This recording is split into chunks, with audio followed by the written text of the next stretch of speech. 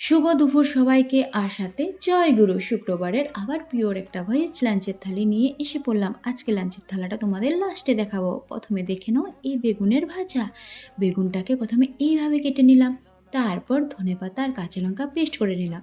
এখন ধনেপাতা কাঁচা লঙ্কা পেস্টের মধ্যে পরিমাণ মতো নুন, হলুদ গুঁড়ো আর জিরে গুঁড়ো দিয়ে ভালো করে মেখে এখন কেটে রাখা বেগুনের মধ্যে সেই মশলাটাকে ভালো করে ঢুকিয়ে মেখে নেব। সব বেগুনগুলোর মধ্যে ভালো করে মশলা মাখা হয়ে গেল। এখন গ্যাসের মধ্যে একটা ফ্রাইং প্যান বসিয়ে অল্প করে তেল দিয়ে দেব। তেলের মধ্যে হিং দেব।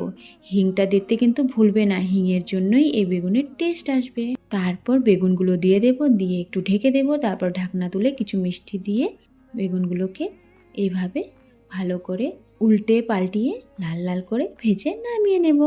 রেডি হয়ে গেল টেস্টি লাল লাল মশালা বেগুন ভাজা।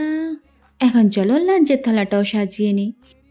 প্রথমে গরম গরম এক বাটি ভাত নিয়ে নিলাম, তারপর এক বাটি ডাল নিয়ে নিলাম, এখন লেবু লঙ্কা, তারপর এক বাটি ছোলার তরকারি, আর সাথে আছে লাল লাল মশালা বেগুন ভাজা, আর এক গ্লাস জল তো আছেই।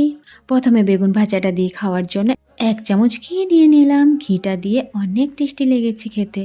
এভাবে বাড়িতে বানিয়ে খেয়ে আমাকে বলো কেমন লেগেছে। থ্যাংক ইউ সবাইকে, বাই বাই।